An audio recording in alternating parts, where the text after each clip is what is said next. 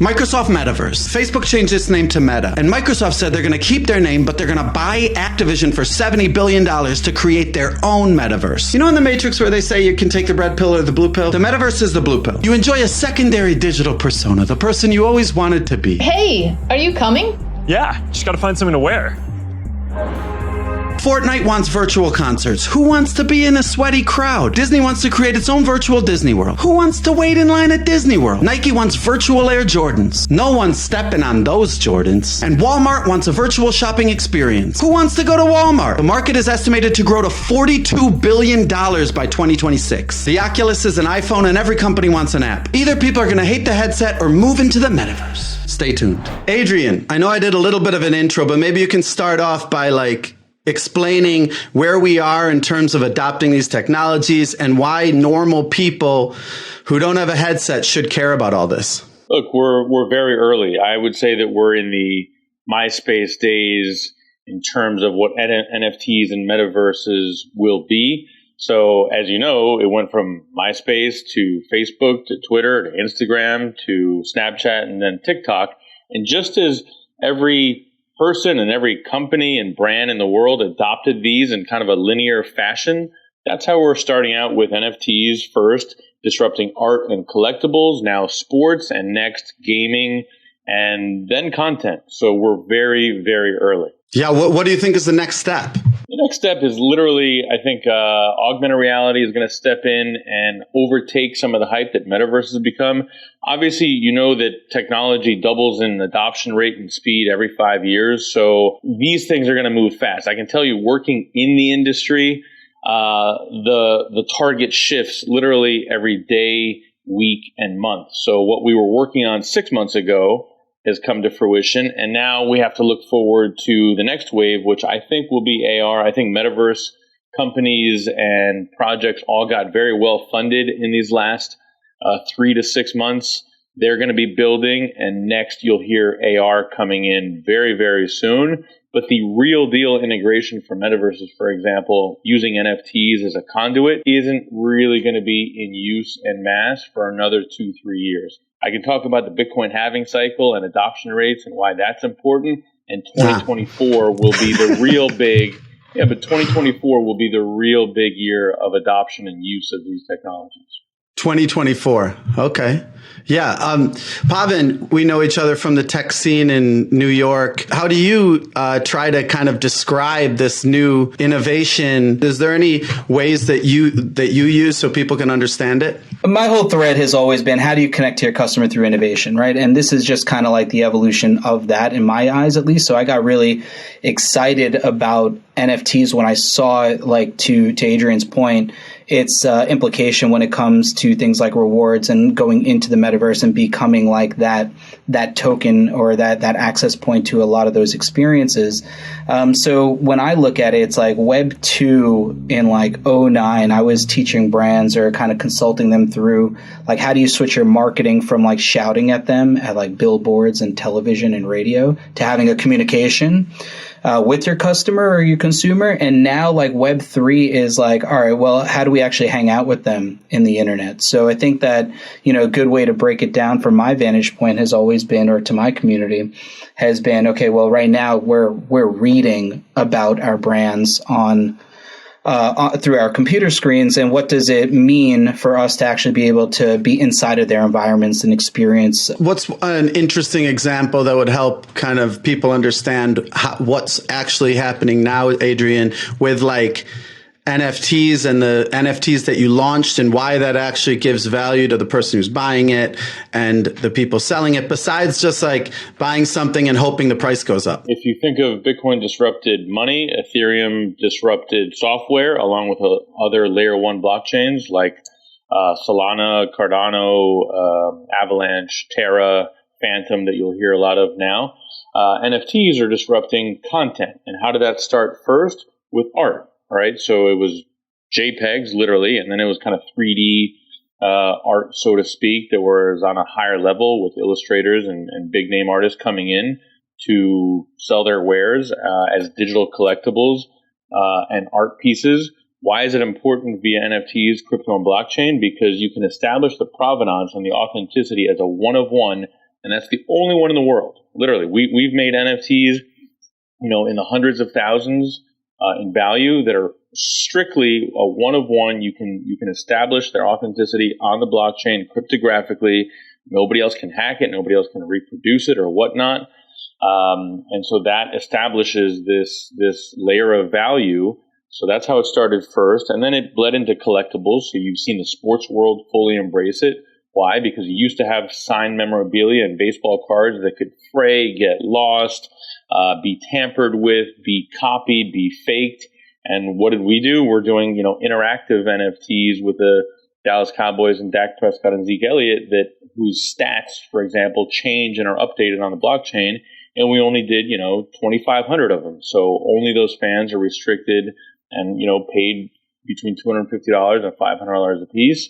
That literally the stats changed for the NFT as the season went on, and they went from silver to blue to gold depending on their performances. So that's how collectibles have been disrupted. Mm-hmm. And then you create a VR experience around it.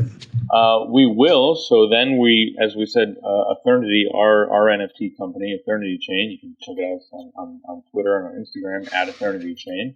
Hopefully, we've got a little link there. We just announced a partnership with Sandbox on Friday, for example, that our friends and partners at SoftBank kind of helped introduce, because that's a portfolio company. So bridging these two companies together to do a partnership, and then we'll bring our licensing and our IPs into Sandbox for experiences and activations. So you put on your headset and you go into the Sandbox, and they have a whole experience that other people built.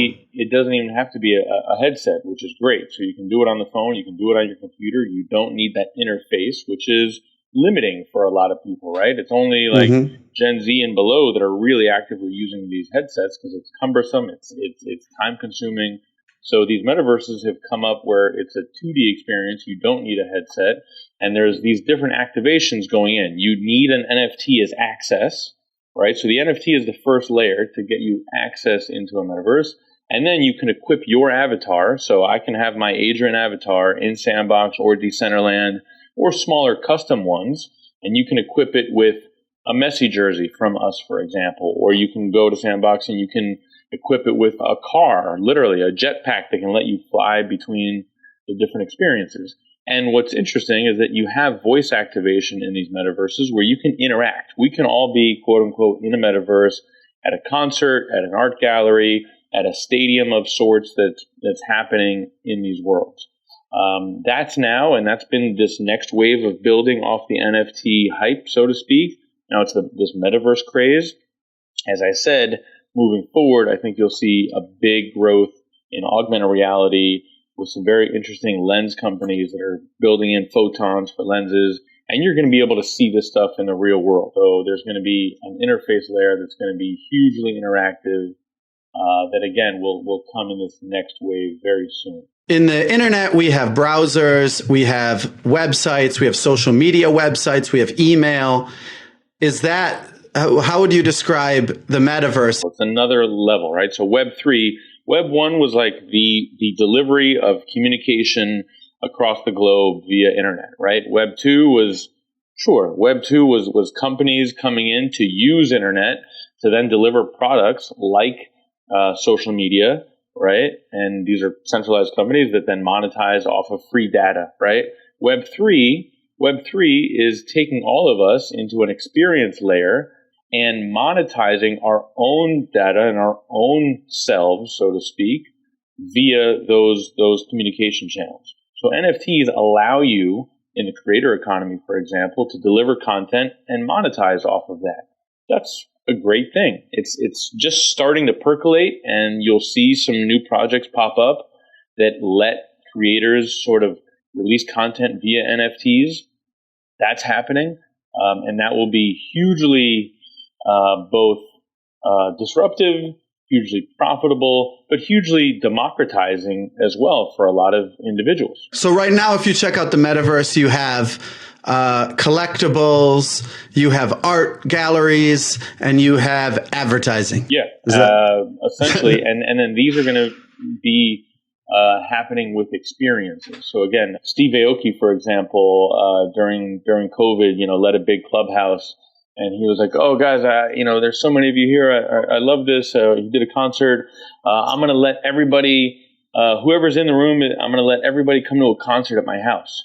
You can't have 20,000 people at his mansion in LA, right? You can have 20,000 people in his sandbox land at a virtual concert there, and everybody can either be on an Oculus or just in a 2D plugged into their headset, and you can talk to everybody there at the concert, and you can listen to it. And you can see their avatar? Yeah. You'll have an avatar. I got an avatar. But do they have it now? Or that we're not there yet? It's literally being built as we speak. There are some concerts that have happened.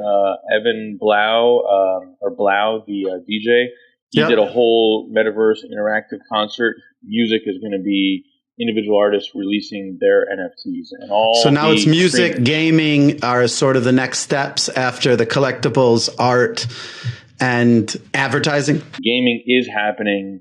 Projects like Axie Infinity and Star Atlas you can buy assets as NFTs, own them, resell them, and participate in a gaming economy. Literally, it's helped the GDP of the Philippines with young people who had no job prospects, who lived in the jungle, for example. I've been there, seen it firsthand. There were like ex-gold miners that would be exposed to mercury when smelting gold, and now they're exchanging assets and doing play-to-earn gaming and sustaining entire families in the Philippines. That's just one example.